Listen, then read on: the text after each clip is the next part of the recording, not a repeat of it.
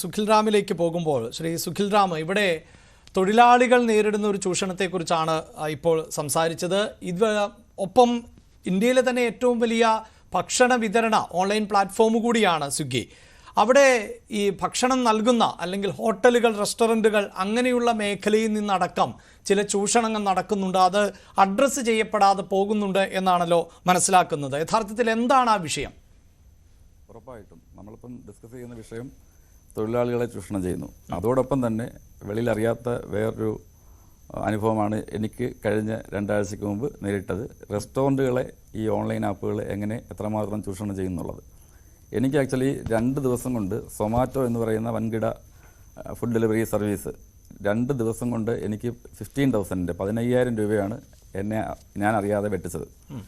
അത് ചെയ്യുന്നത് വെച്ച് കഴിഞ്ഞാൽ അവർക്ക് റെസ്റ്റോറൻറ്റിൻ്റെ കൺസെൻറ്റ് ഇല്ലാതെ റെസ്റ്റോറൻറ്റിലെ ഓണേഴ്സിനെയോ മാനേജേഴ്സിനെയോ അത് മാനേജ് ചെയ്യുന്ന പ്രതിനിധിയോ വിളിച്ചോ ഇമെയിൽ വഴിയോ വാട്സാപ്പ് വഴിയോ ഒരു കൺസെൻറ്റ് എടുക്കാതെ അവർ 50% ഓഫർ, 30% ഓഫർ, അങ്ങനെ ഡിഫറൻറ്റ് ഓഫറുകൾ അവർ പ്രൊവൈഡ് കൊടുക്കുക, ഓഫറുകൾ കൊടുക്കുക. അത് ഓൺലൈൻ പ്ലാറ്റ്ഫോം വഴി അവരുടെ കസ്റ്റമേഴ്സിലേക്ക് പോപ്പായി ഫേസ്ബുക്ക് വഴിയും വാട്സാപ്പ് വഴിയും ഇൻസ്റ്റാഗ്രാം വഴിയൊക്കെ എത്തുക. അപ്പം അതായത് പ്രേക്ഷകർക്ക് ഒരു വ്യക്തത വരുത്തുന്നതിന് വേണ്ടിയാണ്. താങ്കൾ ഇപ്പോൾ പൂമരം എന്ന റെസ്റ്റോറൻറ്റിന്റെ നടത്തിപ്പുകാരനാണ്. താങ്കളുടെ ഹോട്ടലിൽ നിന്ന് ലഭിക്കുന്ന ഭക്ഷണത്തിനുള്ള ഓഫർ താങ്കളല്ല നിശ്ചയിക്കുന്നത്, മറിച്ച് ഈ ഏജൻസിയാണ്. നമ്മളറിയാതെ ആക്ച്വലി ഞങ്ങളുടെ എഗ്രിമെന്റ് അങ്ങനെയൊക്കെ ഒരു ഓഫർ കൊടുക്കണമെങ്കിൽ നമുക്ക് കൊടുക്കാം. നമുക്ക് അവർ വിളിച്ച് ചോദിച്ചിട്ട് ഏതെങ്കിലും പ്രോഡക്റ്റിന് നമുക്ക് ഓഫേഴ്സ് കൊടുക്കാം. ശരി. പക്ഷേ ആക്ച്വലി ഈ പറയുന്ന സ്വിഗ്ഗി, സൊമാറ്റോ പോലെ ആപ്പുകൾ ഒരു 100 രൂപയുടെ ഒരു ഭക്ഷണം ഒരു റെസ്റ്റോറൻറ്റ് വിൽക്കുമ്പം നിയർലി 40% ഫുഡ് ഡെലിവറി കമ്മീഷനായിട്ട് നമ്മുടെ എടുക്കുകയാണ് ഓരോ റെസ്റ്റോറൻറ്റിൽ നിന്നും. അതിനും ഒരു നിശ്ചിതമായ നിരക്കില്ല. വളരെ KFC പോലെ അല്ലെങ്കിൽ വലിയ എസ്റ്റാബ്ലിഷ്ഡ് റെസ്റ്റോറൻറ്റുകളിൽ നിന്ന് ചിലപ്പോൾ അവർ 20% എടുക്കുന്നുണ്ടാവും.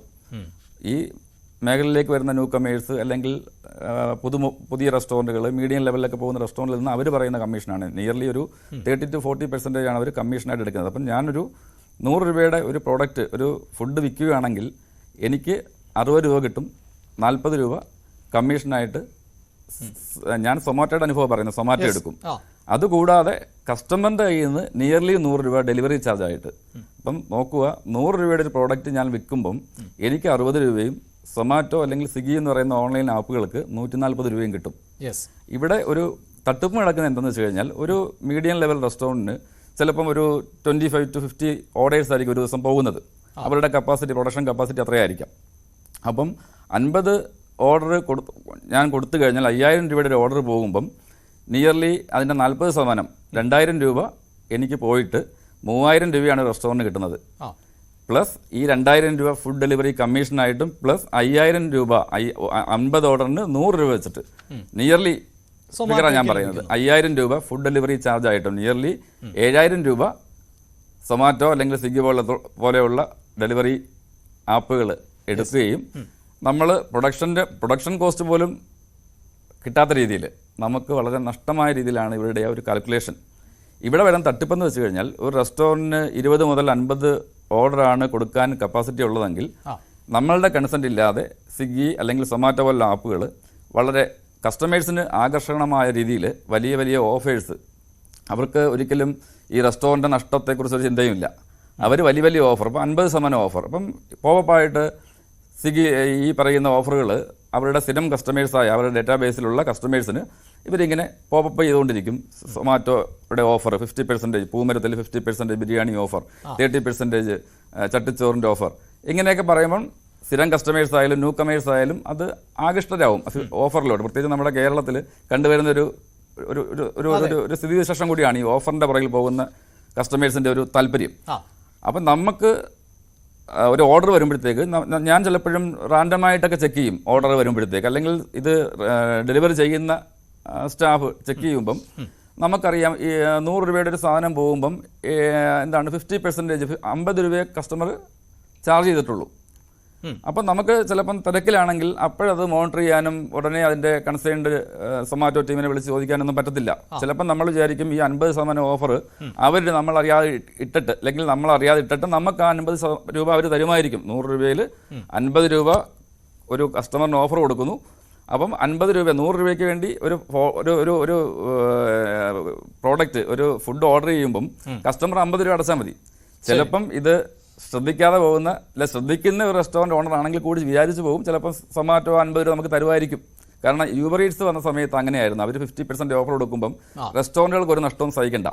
അവർ 50% ഓഫർ കൊടുത്തു കഴിഞ്ഞാൽ ആ 50 രൂപ യൂബർ ഈറ്റ്സ് നമുക്ക് തരുമായിരുന്നു.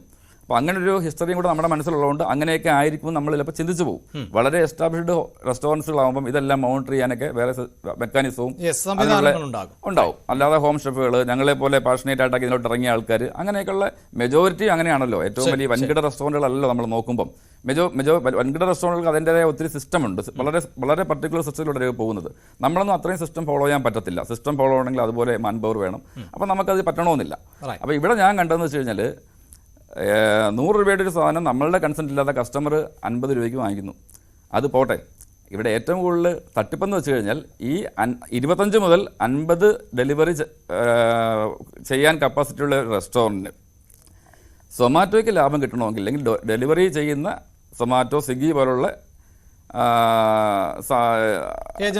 ഏജൻസികൾക്ക് ലാഭം കിട്ടണമെങ്കിൽ 50 ഡെലിവറി പോകുന്ന റെസ്റ്റോറൻറ്റിൽ 100 ആക്കണം, അല്ലെങ്കിൽ 150 ആക്കണം. അത് ഒരു റെസ്റ്റോറൻറ്റ് കണക്കാണ് പറയുന്നത്.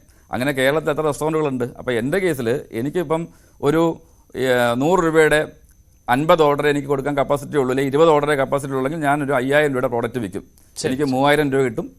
സൊമാറ്റോയ്ക്ക് 2000 രൂപയും 50ൻ്റെ 5000 രൂപയോളം ഡെലിവറി ചാർജ് 7000 രൂപ കിട്ടും.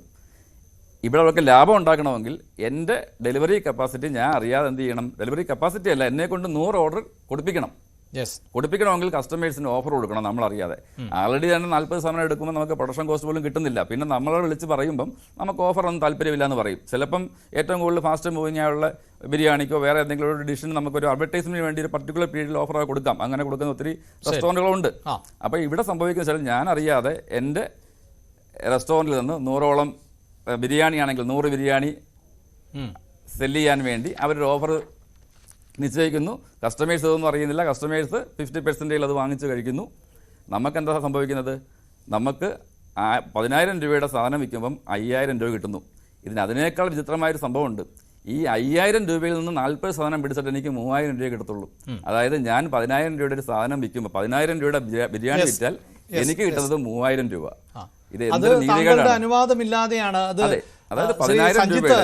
താങ്കൾ കൂടി ചർച്ചയിൽ പങ്കെടുക്കുന്നതുകൊണ്ടാണ് ഒരുപക്ഷെ